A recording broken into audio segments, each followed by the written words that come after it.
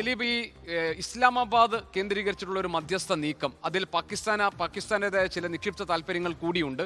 അതേസമയം ഈ ചർച്ചയ്ക്കുള്ള ശ്രമങ്ങൾ പോലും ഇറാൻ അതിന്റെ സാധ്യതകളെ പൂർണ്ണമായി തള്ളിക്കളഞ്ഞിരിക്കുന്നു 15 ഇന നിബന്ധനകൾ വെച്ചതോടുകൂടി. അപ്പോൾ ചർച്ച എന്ന് പറഞ്ഞത് ഒരു അടഞ്ഞ അധ്യായമാണോ? ഗോപികൃഷ്ണൻ, അതാണ് ഈ ചർച്ച എപ്പോൾ നടക്കും എന്നതാണ്, ആരുമായി നടക്കും എന്നതാണ് ഇപ്പോൾ ഏറ്റവും പ്രധാനപ്പെട്ട കാര്യം. ഈ ശനിയാഴ്ച വരെയാണ് വെടിനിർത്തൽ നേരത്തെ അമേരിക്ക പ്രഖ്യാപിച്ചിരുന്നത്. ആ സമയപരിധി അവസാനിക്കാൻ പോകുന്നു. അതിനിടയ്ക്ക് ഇപ്പോൾ അല്പം മുമ്പ് വന്നിട്ടുള്ള ഒരു വാർത്ത, ഇറാന്റെ വിദേശകാര്യമന്ത്രി അബ്ബാസ് അറാക്ചി, അതുപോലെ തന്നെ അവിടുത്തെ പാർലമെന്റ് സ്പീക്കറായിട്ടുള്ള മുഹമ്മദ് ബാഖർ ഖാലിഫാഗ്, അവരെ വധിക്കാനും നേരത്തെ ഇസ്രായേൽ പദ്ധതിയിട്ടിരുന്നതാണ്. അതായത് ഇറാന്റെ ഭരണകൂടത്തെ അപ്പാടെ ഇല്ലാതാക്കുക, ആ റെയിൻ ചേഞ്ച് ആ നിലയിൽ കൊണ്ടുവരിക എന്നതായിരുന്നു.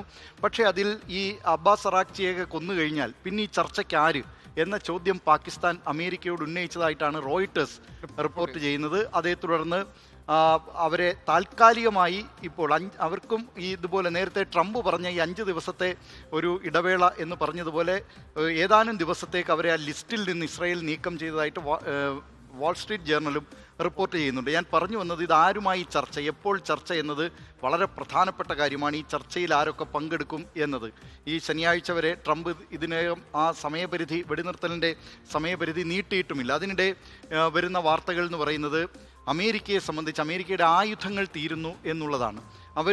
ഈ ഇറാന്റെ മിസൈൽ വേധ സംവിധാനത്തിന് മുന്നിൽ അവർക്ക് പിടിച്ചു നിൽക്കാൻ കഴിയുന്നില്ല.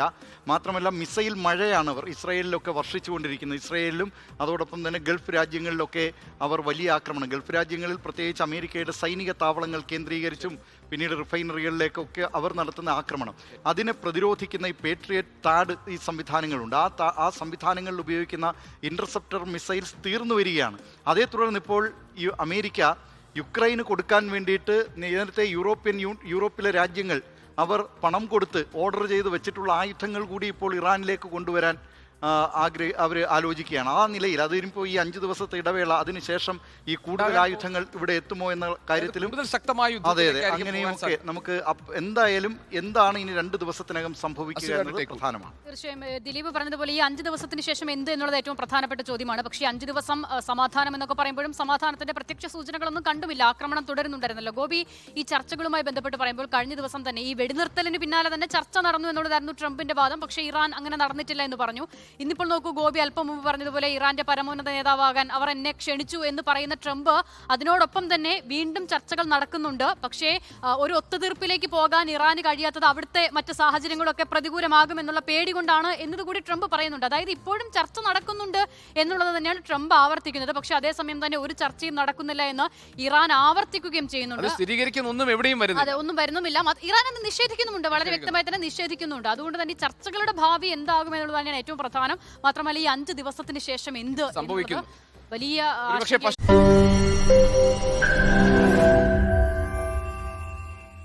ലോകത്തെവിടെയായാലും ഏത് സമയത്തും 24 വാർത്തകളും ഓഗ്മെന്റഡ് റിയാലിറ്റി പാക്കേജുകളും എക്സ്പ്ലെയിനറുകളും വിശദമായി കാണാൻ ഞങ്ങളുടെ യൂട്യൂബ് ചാനൽ നിങ്ങൾക്ക് സബ്സ്ക്രൈബ് ചെയ്യാം.